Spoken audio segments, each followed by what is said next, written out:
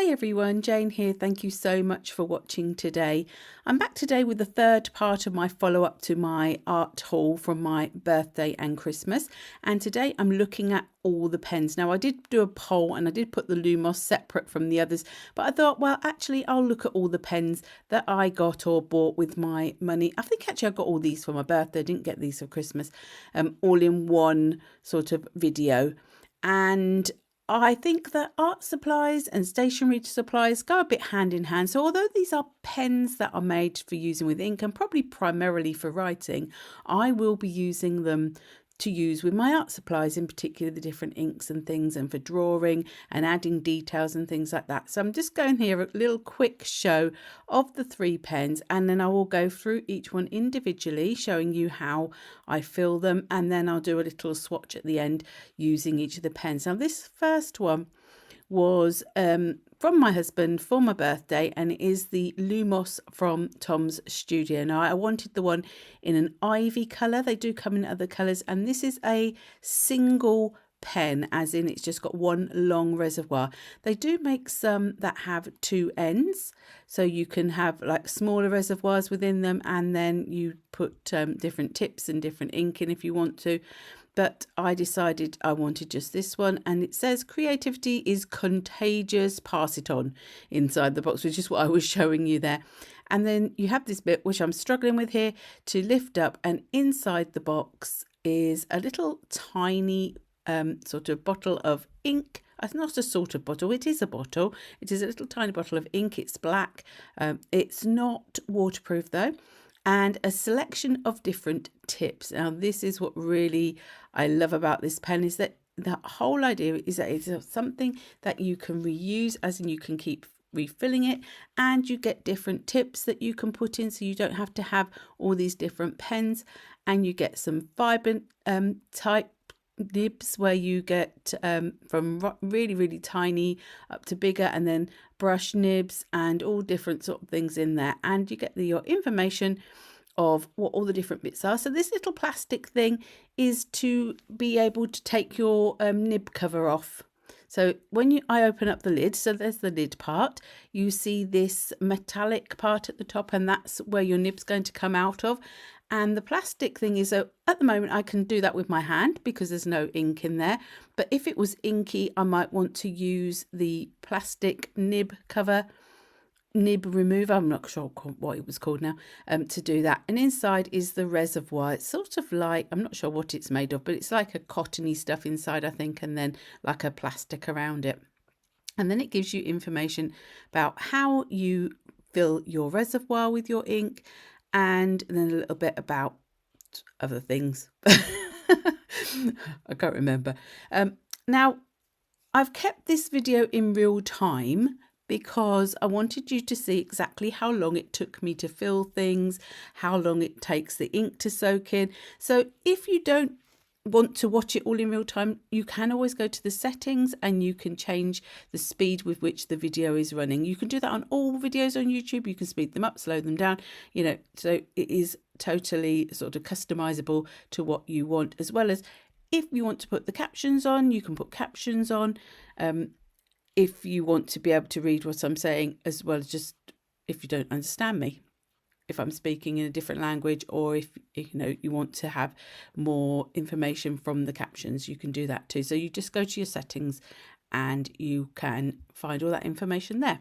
So I had a little look at the nibs, and I decided I wanted to go with the brush nib for this first use. And I just had a little look at the instructions just to make sure that I was doing this right. So you take this metal piece off of the top of the nib holder. Now you can see I wasn't really overly looking at the instructions properly because I was trying to put that in and I realized I needed to take that bit off. Then once I got this bit off, you can, and this is where I did decide I could use this plastic and see how that works with that. And I thought the nib would go through the bottom and up through the top part, and I tried to put it through and I thought, this isn't going in, what on earth is going on here? And then I realized that it's probably too big a nib to go through the bottom and out through the top, and I realized that you had to do it the other way around. So I just carefully sort of twisted it into the top of the nib holder until it was all the way down. And then you can see that's just like a normal nib there. Then, seeing what I did next, I'm making sure to pull it through enough so that when the reservoir is full of ink, it will touch that bottom part. So I'm putting the metal bit back on, so that's like sort of protecting it and keeping it in there and making sure that's on nice and tight.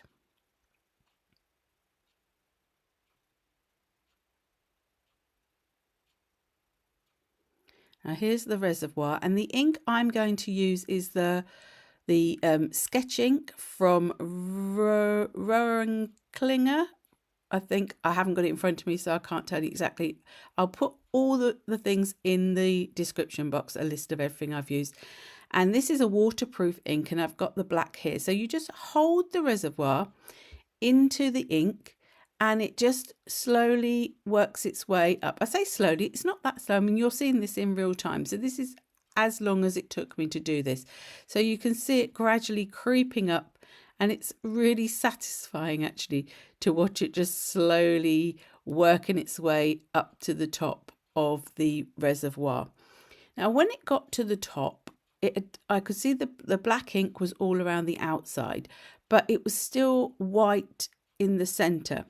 So I figured that I had to wait until that had all turned black as well. And I was right. Now, this bit seemed to take a little bit longer. You can just see it gradually changing. And I wiggled it around a little bit. I'm not sure if that helped, but it did seem to sort of change a little bit quicker when I was doing that. So it may be that it just needed a little bit of movement just to get it to flow a bit better. So here you see me, I just sort of turning it a little bit, wiggling it a little bit, seeing if that helps it to flow across the middle. And eventually it all fills in and the whole of the reservoir is soaked in that ink. Now, I bought extra reservoirs because obviously once you've now soaked this in the black, I can only use black in this at the moment. So I wanted some more in case I wanted to use different colours or use different tips. And I suddenly realised that I did need to have some kitchen towel because this was going to be a little bit messy. So you then take it out of the ink and just give it a little bit of a wipe just to make sure, and that's me making sure I'm not going to knock that ink all over the place, because that would be there'd be quite a high chance of that happening for me. So just making sure I've just wiped the ink off the outside and it comes off really easily. Then you just pop that into the base of the pen and then screw the nib holder back in to the top of the pen. I don't know why I was looking at that. I was obviously confusing myself. So just putting it in, screwing it in, making sure that it's right in, and then that will touch the bottom, and then I left it for a little while to make sure the ink come through. So then I'm taking a look at the Hocoro. I think it's called the Hocoro. This is a dip pen. I wanted this just to be able to use with the inks that I can't put inside fountain pens. This one is by Sailor. It goes in the top, sort of face down, so you can put it like that when you're not using it. And then when you want to use it, you just pull it out and then stick it back in the top. Now, I also asked for the feed. Now, this pen did not come with the feed. This had to be purchased as a separate item. And this is just so that when you're using the dip pen, it holds more ink.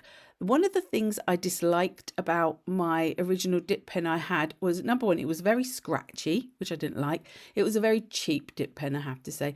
And number two, because it didn't have a feed, it constantly needed re-inking, and that used to annoy me. So I wanted the feed so that I didn't have to refill this or keep dipping this pen quite as much as I had to with the other one. Now, again, you get a set of instructions. They were written in Japanese, or I think it's Japanese, I'm not sure. But the pictures were very, very clear of how you put the feed. And to be honest, it was very, very simple. You literally just slotted it in. It wasn't a problem at all. It went in very easily. And there is the feed inside the nib there, and then you just click it and it clicks into place, so you can quite clearly hear it. It's a very light pen, I have to say, And then finally, the other pen I have is the Fude by Sailor. Now, this is the original pen I had. This is the Sailor Fude with the 55-degree angled nib. And I wanted the one that had the sort of the more shallow angle. So this is the 40-degree nib. And I chose to have it in pink. You can get it, I think, in white, in a blue. When I bought the green one, I thought it only came in green, but I'm not sure if you can get that in more colours. Now, I think they're gradually bringing out more colours. And you just unscrew the main part, and inside you will find there are 2 cartridges. Now, I don't use the cartridges. I like to have an ink converter because I want to put the ink that I want inside my pen. Also, because I'm using my pens for art, the ones in the ink inside the fountain pens, I want to be a waterproof ink because I generally am going to use it with water reactive products such as watercolor paints and things like that. So this is the converter. It's one that is made by Sailor and it is suited for this pen. And then what a lot of people say is you put this into your pen and then you suck the ink up through the nib. Well, I don't do that because I just don't like the messy idea of it. So what I tend to do is you put your plunger right down to the bottom. I stick it in the ink. You twist it until the ink has filled up inside the chamber of the converter. Then, just like with the other with the reservoir for the Lumos, I just get a little piece of kitchen towel just to wipe the outside, and I just find this a nicer, a less messy way for me to do it. Now you can, like I say, you can put the converter into the pen nib section and then turn and suck up your ink through the nib of the pen. That way you get your ink quicker, but to be honest, I find it flows really quickly in these pens anyway. So you make sure that's put in properly and you feel it go into the little bit that's in the nib. Screw back on the body of the pen and you're ready to go. And like I say, this I think I put it down and I picked it back up again and tried it out and it was already ready to go. Now I wanted to try out this ink that I got at Christmas time as well. This is by Ferris Will Press. It is a calligraphy ink, so it's not actually suited for fountain pens. I didn't realise that when I was asking for it. It's a sparkly black, but I wanted to use it with the dip pen. Now, as I say, inside of the Lumos and inside of the Fude is the Rohrer and Klinger ink with the waterproof nature.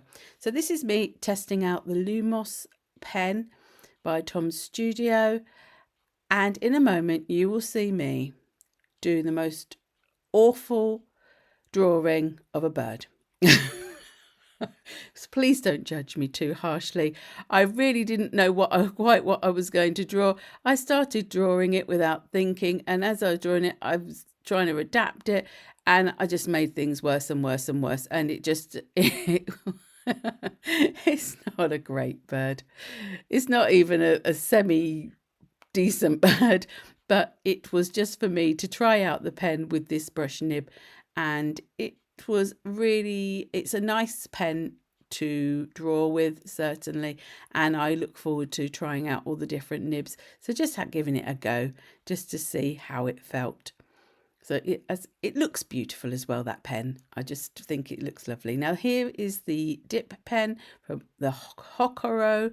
I hope I'm saying that right. I apologise if I'm not. Hocoro by Sailor, or Sailor Hocoro dip pen. And this is the Ferris Wheel Press. Now I think I said it was the sparkling. I don't think you can overly see that in the little bit of samples I do. It comes with that plastic stopper. I gave it a shake beforehand, and then I dip my pen nib into the ink and I end up with a big blob in a second, which you will see.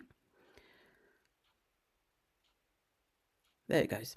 Too blobby, but as soon as that blob came off, it was actually fine and it feels nice to write with. Like I say, it's a very lightweight pen, and I have mostly got this just so that I can use it with this ink, and I've got the Diamine inks, which can actually go in fountain pens. They're not ones with any sparkle or pigment in, but the reason I don't won't be using them in my pens is because I always want to have waterproof ink in my pen. So I've sort of got the two opposites here. I've got waterproof calligraphy ink that I can't use in my pens because it's not suitable for fountain pens, and then I've got two that could go in fountain pens, but I don't want to use them in there because they're not waterproof. So I have a range of pens for a range of situations and a range of inks. So I found that this really went a long way. Now, I wasn't sure. I hadn't looked up what you were meant to do to clean this. So to be honest, I just dipped it straight in the water because I figured that is what I would do with my normal metal dip pen, and the feed is plastic and the body is plastic, so it's not going to damage it. And then I got just a bit of kitchen towel again and just dried it off and got any excess ink off. Now, I then decided to use one of the Diamine inks just to test that out as well. And I went for the Aurora Borealis. I didn't test out the other one as well. I just thought I'd try the one. And this is the sort of tealy coloured one. I shook it up, but I don't think it's got anything in it. So I didn't really need to shake it up at all. So I did the same again, but bearing in mind, I had actually dipped it in water and I think there was still water left within the pen. So to start with, the colour is very, very light. And you will see as I go that the colour starts to get darker and darker. But I tried my best to use up as much, all of the ink that I had gathered in this one dip. And you will see how much ink this now kept in the feed. And I do believe it's the feed that is making the big difference. The first ink, it didn't seem to hold as much, but I think that was because it's probably just was adapting to me just starting it. And so you will see now that the ink will start to get a little bit darker where the water is now has gone through and it's going to the actual ink.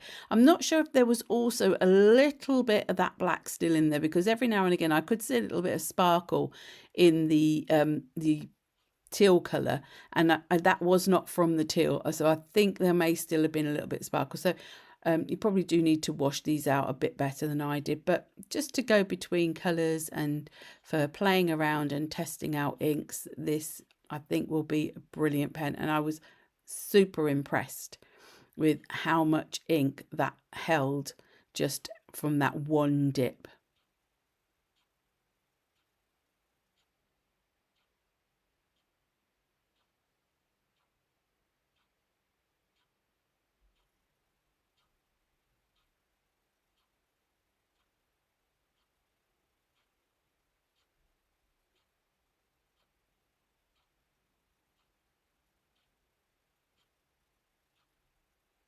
So eventually it got to a point where I thought, I can't keep going any longer with this. So I just stopped because I needed to now take a look at the Fude pen with the 40-degree nib.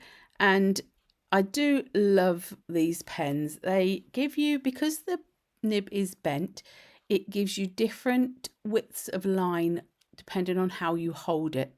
So the 40-degree and the 55-degree refers to the angle of the end of the nib.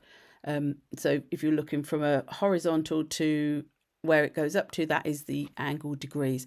And you can see that if you go right on the top, if you hold it more upright, you get a thinner line. If you hold it a bit flatter, you get a thicker line. And they are just, I think they are just a really interesting and nice pen to use. And I have been using them for doing drawing, and I find they're just great fun, because if you want to colour a bit of your image in as well, you can just go for that sort of hold it at a different angle and get a thicker line or fill in an area a lot easier.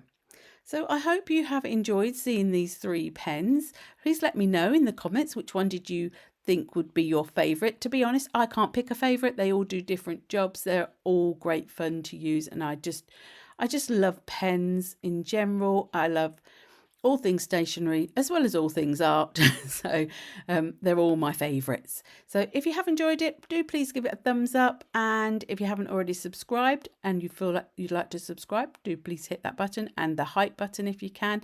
And thank you to my super subscribers who give me extra support through my YouTube membership. And until the next time, bye bye.